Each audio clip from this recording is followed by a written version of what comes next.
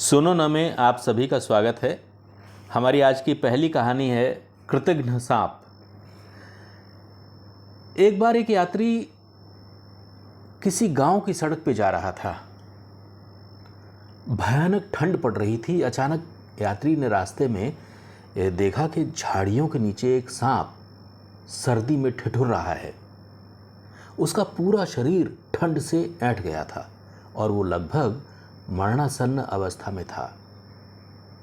यात्री बहुत दयावान था। उसने सांप को उठाकर अपनी कमीज की जेब में रख लिया ताकि उसके शरीर की गर्मी से सांप का शरीर गर्म हो जाए और उसका जीवन बच जाए।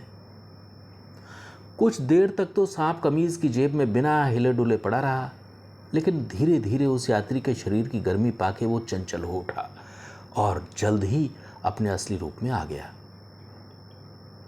सांप धीरे धीरे कमीज की जेब से निकल के यात्री के शरीर पर ऊपर की ओर सरकने लगा और इससे पहले कि बेचारा यात्री को समझ पाता, सांप ने यात्री के सीने में अपने जहरीले दांत गड़ा दिए।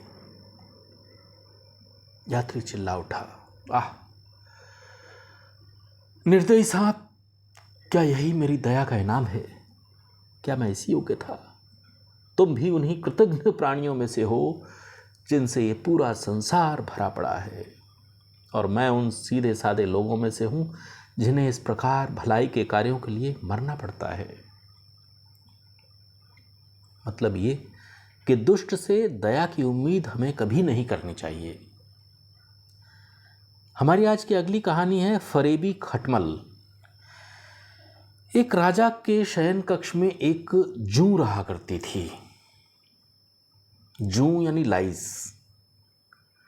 वो राजा का मीठा मीठा खून पी के खूब मौज ले रही थी।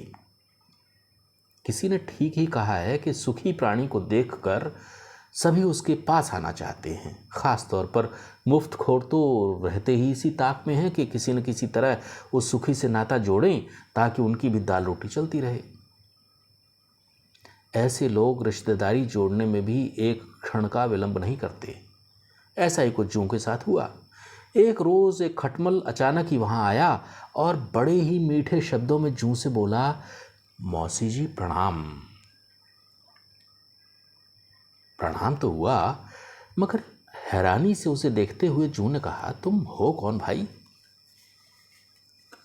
मैं खटमल हूं मौसी। अरे वो तो मैं भी देख रही हूं, लेकिन तुम आए कहां से हो? मैं तुम्हारी मौसी किस रिश्ते में लगी? और फिर मौसी तो दूर, हमारी तो कोई जान पहचान भी नहीं है। मौसी, मैं इस राज्य के दीवान जी के घर से आया हूं। कल मेरी मां मर गई। खटमल ने घड़ियाली आंसू बहाते हुए कहा, मरते समय मेरी मां ने कहा था कि मैं राजमहल में तुम्हारे पास चला आऊं और शेष जीवन आपकी छत्र छाया में व्यतीत करूं। बस मैं दीवान जी की पगड़ी में छिप के यहां आ पहुंचा। ठीक है, अब मेरी बात सुन। तू जैसे यहां आया है वैसे ही वापस चला जा और दीवान जी के घर में ही मौज ले। अरे मौसी, ऐसी भी क्या नाराजगी है? अब जब आ ही गया हूं तो 2-4 दिन तो रहने दो। जरा हम भी तो महाराज के स्वादिष्ट खून का स्वाद चखें। कह के वो ढिठाई से मुस्कुराया। व्यर्थ की बातें न बना, जो तेज स्वर में बोली। तेरी जीभ चटखारे तो ले रही है, पर अभी तुझे ये मालूम नहीं कि इन राजा लोगों का क्रोध बहुत बुरा होता है। यदि मैं राजा के खून का आनंद लेती हूं तो बहुत ही होशियारी से। अब जब हम दो हो जाएंगे तो राजा हमें छोड़ेगा नहीं। अतः हम दोनों का हित इसी में है कि तुम यहां से चलते फिरते नजर आओ। मौसी, कोई घर आए मेहमान से भला ऐसा व्यवहार करता है? घर आए मेहमान के बारे में तो विद्वानों ने कहा है कि वो देवता तुल्य होता है। अतिथि सेवा को देव सेवा कहा गया है। अरे वो अतिथि सेवा भी किस काम की जिसमें अपनी ही जान का जोखिम हो? कैसा जोखिम? देखो मौसी, पहले तो तुम दिल भर के राजा का खून पी लिया करना। जब तुम्हारा पेट भर जाया करेगा ना तो मैं पी लिया करूंगा। बस बारी बारी से दोनों अपना काम चलाते रहेंगे। न तुम्हें कोई कष्ट होगा न ही राजा को। देखो खटमल, मैं तो राजा का खून बहुत ही प्रेम से पीती हूँ। मेरे इस तरह खून पीने से राजा को न तो कोई कष्ट होता है, न ही उसे पता चलता है। तुम तो उस ढंग से कभी खून पी नहीं सकते। मौसी, तुम इस बात की फिक्र मत करो। मैं तो तुमसे भी कहीं अधिक आराम से खून पीऊंगा। राजा को तो पता भी नहीं लगने दूंगा। अभी वो दोनों बातें ही कर रहे थे कि राजा भी अपने सोने के कमरे में आ गया। दोनों ने अपनी अपनी जुबान बंद कर ली और शांत बैठे राजा की ओर देखते रहे। जैसे ही राजा बिस्तर पे लेटा तो पहले जू ने उसका खून पीना आरंभ किया। जब जू का पेट भर गया तो वो बड़े आराम से एक तरफ बैठ गई। खटमल समझ गया कि अब उसकी बारी है। वो तो पहले से ही राजा के स्वादिष्ट खून को पीने के लिए व्याकुल हो रहा था। जू के एक ओर हटते ही वो खून पीने के लिए राजा के शरीर पे जा चढ़ा। कुछ देर तक तो वो बड़े मजे से खून पीता रहा। उसने राजा को पता भी नहीं चलने दिया, मगर किसी ने ठीक ही कहा है ना कि चोर चोरी से तो जा सकता है लेकिन हेरा फेरी से नहीं। खटमल को जैसे ही राजा के स्वादिष्ट खून का आनंद आने लगा तो वो जूं से की गई सब बातों को भूल गया। लालच और लोभ में अंधा होके वो जल्दी जल्दी खून पीने लगा, जिससे उसका लंबा डंक राजा के शरीर में चुभ गया।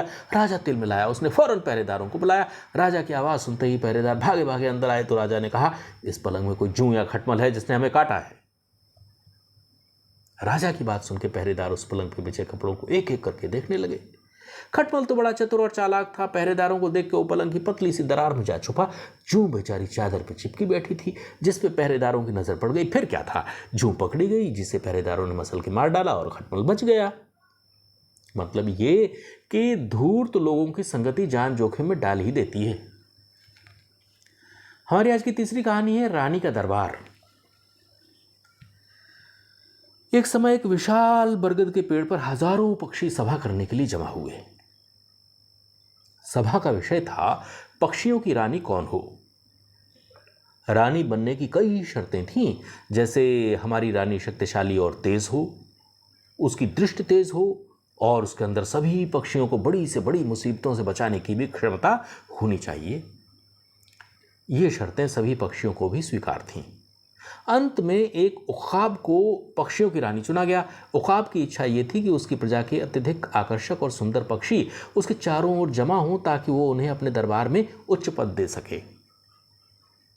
इसलिए उखाब ने सभी पक्षियों को अपने अपने बच्चे पेश करने की आज्ञा दी ताकि वो उनमें से अपनी पसंद के बच्चों को चुन सके। प्रत्येक पक्षी अपने बच्चे लेके अपनी महारानी की सेवा में हाजिर हुआ। सभी अपने बच्चों की बड़ी तारीफ कर रहे थे तथा अपने को शाही परिवार से संबंधित बता रहे थे।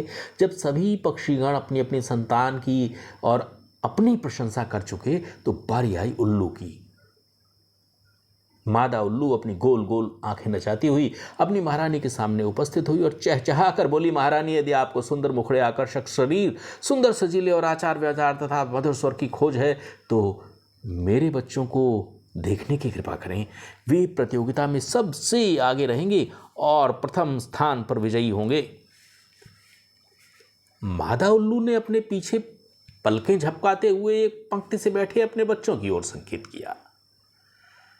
पूरे दरबार में हंसी का ठहाका गूंज गया। महारानी ने एक क्षण भी गंवाए बिना अगले अभ्यर्थी के लिए आवाज लगाई।